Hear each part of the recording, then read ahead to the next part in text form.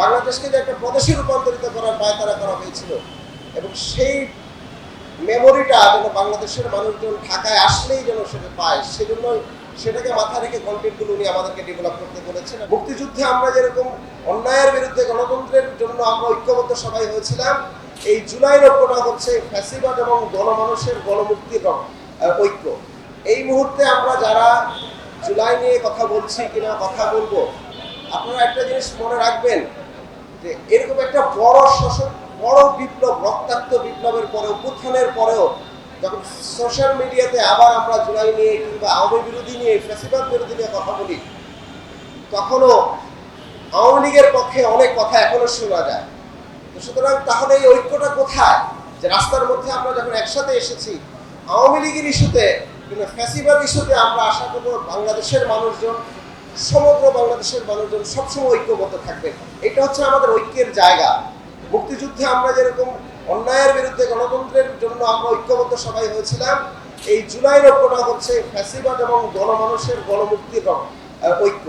সুতরাং এই ঐক্যটা যেন আমরা সবসময় ধরে রাখতে পারি, সেটা মাথায় রেখেই আসলে এই জুলাই গ্রাফিটির আইডিয়াটা আমাদের উপদেষ্টা মহোদয় প্রথম উত্থাপন করলেন যে শুধু গ্রাফিটি আমরা করবো না, আমরা এই বিগত 15 বছরে যে ফ্যাসিবাদটা বিভিন্ন রাজনৈতিক ইভেন্টের মাধ্যমে এবং বিভিন্ন রাজনৈতিক কর্মসূচির মাধ্যমে হাসিনা যেরকম শিকড় গেড়ে বসেছিল এবং এখানে যে ভারতীয় আধিপত্যবাদটা একদম প্রতিষ্ঠিত হয়েছিল, বাংলাদেশকে যে একটা প্রদেশে রূপান্তরিত করার পায়তারা করা হয়েছিল এবং সেই মেমোরিটা যেন বাংলাদেশের মানুষজন ঢাকায় আসলেই যেন সেটা পায়, সেজন্য সেটাকে মাথায় রেখে কন্টেন্টগুলো উনি আমাদেরকে ডেভেলপ করতে বলেছেন। এবং তার পরবর্তীতে 36 দিনে কিভাবে সেটার আবার পতন ঘটলো, 15 বছরের ফ্যাসিবাদের উত্থান এবং 36 দিনে সেই ফ্যাসিবাদের বিলোপ, পুরো সমগ্র সকলকে নিয়ে সেটা আমরা এখানে তুলে ধরেছি।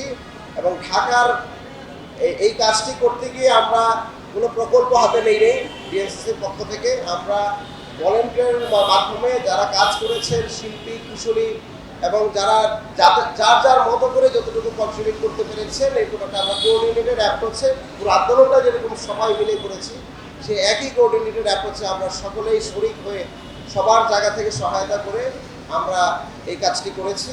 কিছুদিন পরে যদি আমরা দেখি নির্বাচনী প্রচারণার জন্য অথবা কোনো কমার্শিয়াল প্রচারণার জন্য কেউ পোস্টার লাগিয়েছেন অথবা তাদের ব্যক্তিগত স্বার্থের জন্য এই সুন্দর ওয়ালগুলোর উপরে, গ্রাফিকের উপরে পোস্টার লাগাচ্ছেন, তখন আমাদের সবচেয়ে বেশি কষ্ট লাগবে।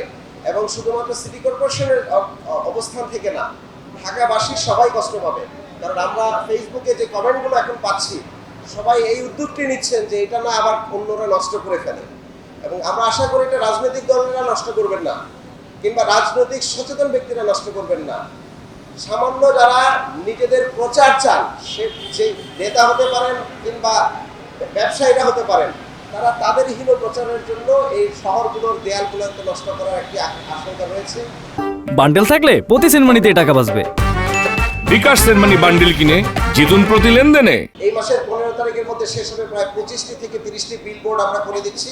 আপনারা সেই বিলবোর্ডগুলোর মধ্যে পোস্টার লাগাবেন, সেটা একদম ফ্রি। এছাড়া রাস্তায় যদি পোস্টার লাগান, আমরা এই বিলবোর্ডগুলো লাগানোর শেষ পর্যায়ের পর থেকে আমরা কিন্তু আপনাদের নামগুলো তালিকাভুক্ত করে পাবলিকলি আমাদের ওয়েবসাইটে দিয়ে দেবো যে কারা কারা পোস্টার লাগিয়ে শহরকে নষ্ট করছেন এবং কমার্শিয়ালি টাকা পয়সা না দিয়ে এই শহরগুলোকে নষ্ট করছেন। তো সুতরাং এই আহ্বানও আপনাদের কাছে থাকবে।